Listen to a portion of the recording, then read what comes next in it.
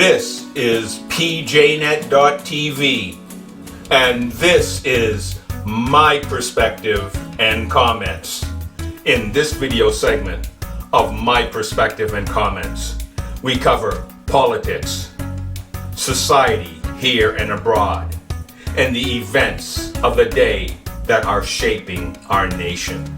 PJNET.TV, My Perspective and Comment, coming to you with a worldview, one nation under God.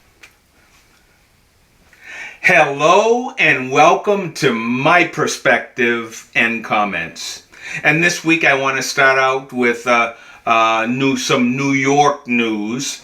And Letitia James, the Attorney General for New York, had some big news coming out of Albany, and it was the finding that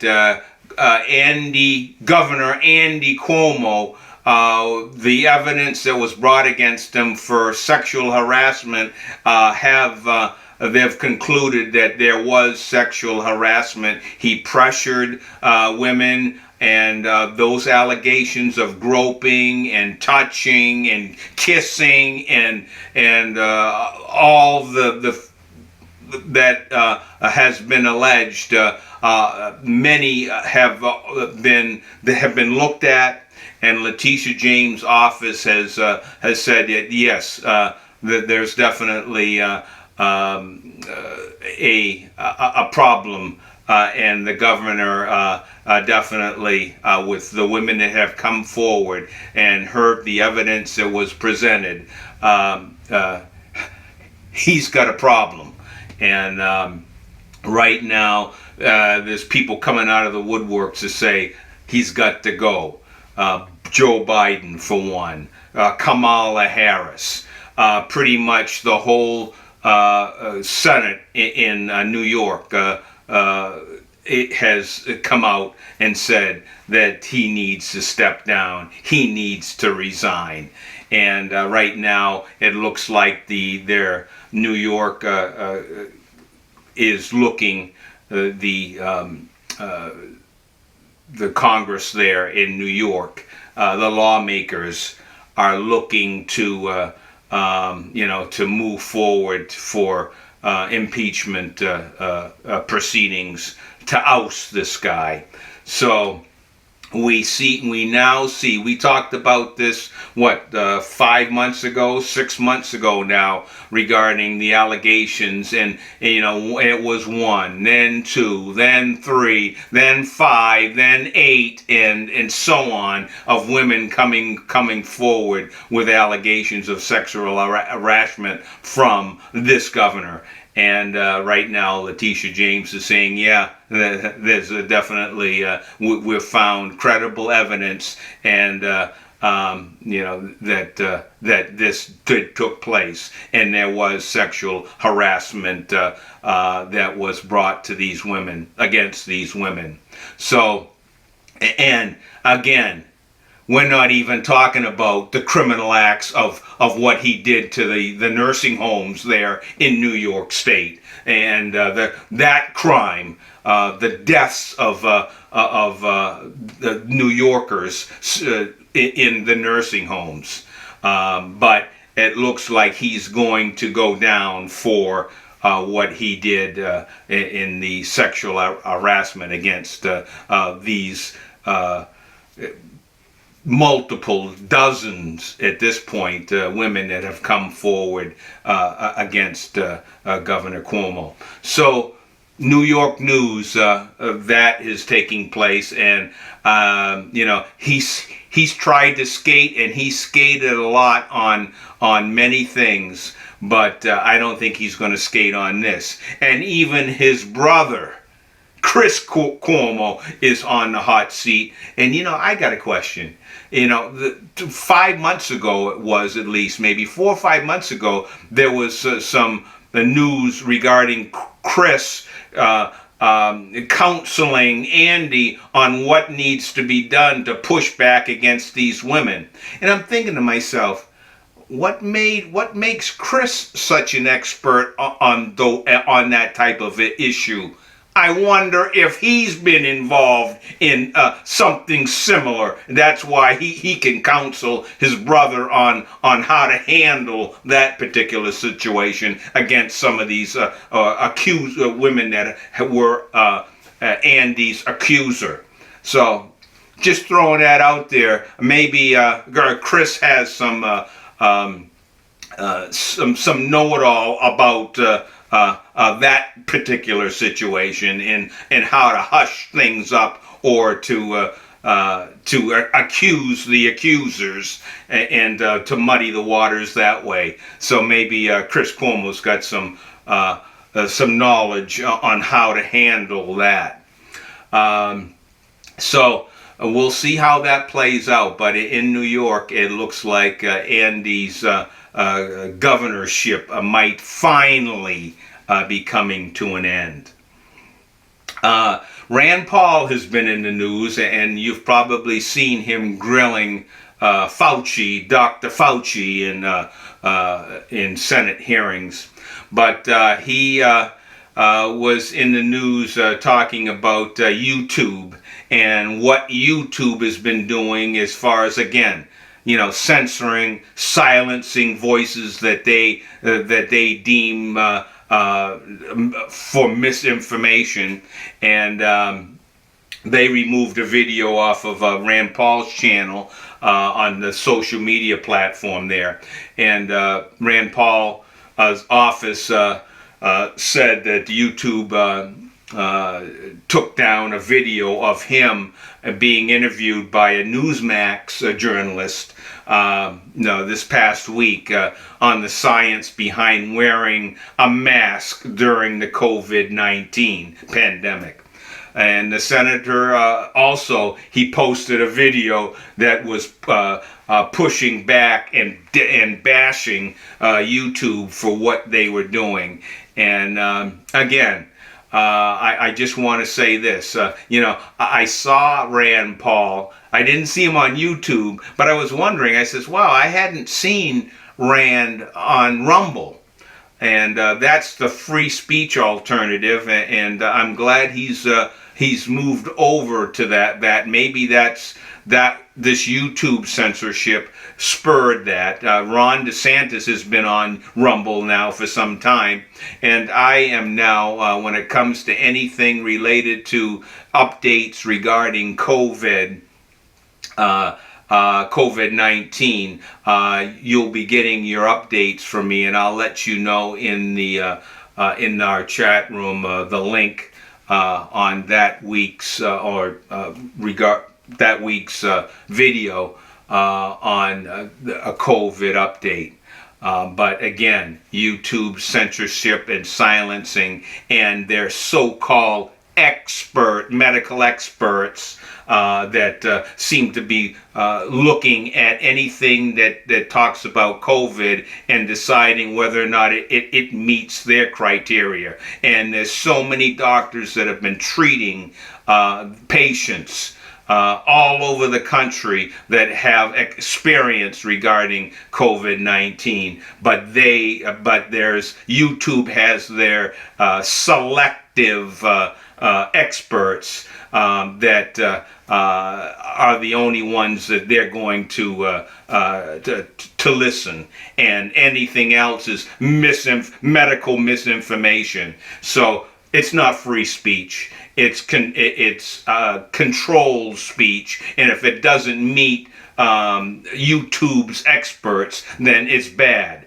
and that is wrong.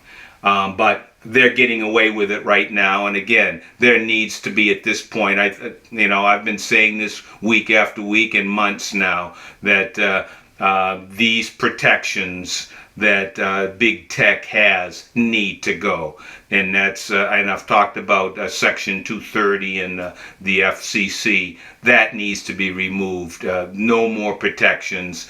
When they discriminate and they ban people, they're not a platform. They're a publisher. They're an editor, and they they need to fall into that category, and no longer are they going to be able to hide behind, no, you can't sue us. We're a platform. Well, no, they aren't, and that legislation needs to move forward to remove those protections.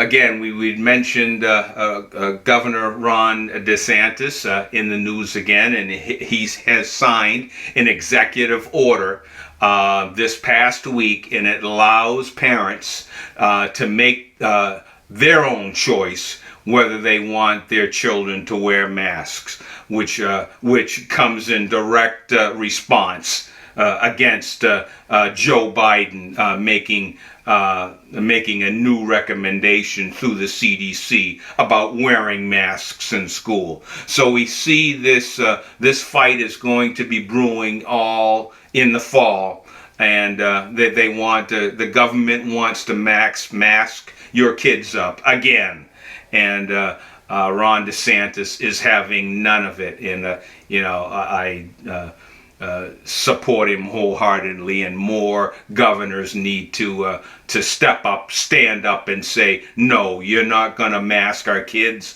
another school year again. Larry Elder is in the news for the California news, and he is running for governor. And this past week, he has been out and about. He is the leading GOP candidate to replace the Democratic Governor Gavin Newsom. And again, grassroots and the people of California successfully came with petitions and to recall Newsom. And that's great. And Larry Elder was out on the campaign trail slamming Newsom. And he had mentioned about the hopes and dreams of Californians that own businesses were shattered by this governor, and what he has done through this year and a half.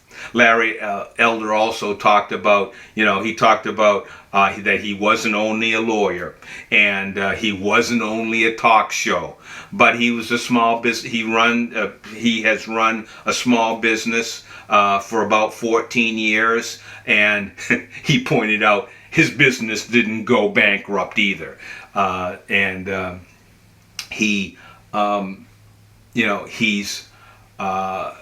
he's definitely a legitimate candidate, and I think that he will hold Gavin Newsom's feet to the fire. And I think there's a real choice that Californians have for a real governor to reverse what's going on. Larry Elder also talked about what's going on with crime, what's going on with the murders that's going on in California, skyrocketing, and all the other issues that are surrounding this governor, and the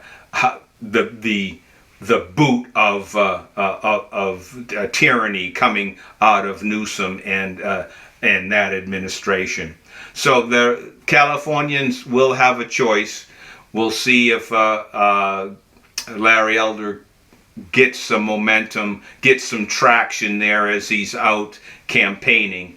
But definitely he's a legitimate voice, a proven voice of conservatism coming to California. And I think that the people, the Californians that have been under this tyrannical reign by Newsom, might just say, yes, we've had enough, and they unite about making a change for that state and moving California in a different direction. So we'll see how that all plays out. What I like to do is I have been over the past few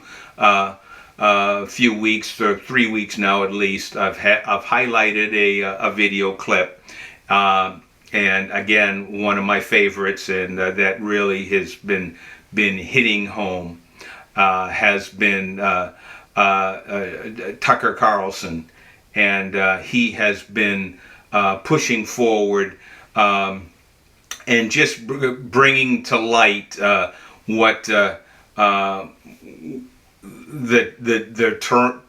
as I had mentioned, the tyranny that's going on with the masks and the freedoms that are being slowly taken from Americans and right in front of us. Yes, when I talked about Tucker Carlson in this video, what I want to have us focus on here is, we elect our Congress, we elect our congressmen, we elect our senators, we elect our president. But when you have other agencies coming in that are now running the government, now writing edicts or writing laws that we are subject to follow, there's something wrong here. There are lawmakers, and that there are other agencies that would support those lawmakers. But what's happening now is unelected bureaucrats are now taking the place of Congress and the Senate, and that needs to change. And that's what Tucker Carlson is bringing to us. And prime example, and that's what we're going to take a look at here right now, is the CDC and what has been taking place with the CDC and where their tentacles are now going. So, yes, take a look here at what Tucker Carlson is sharing with us, and what we need to be aware of, what the CDC is doing right now. Take a look.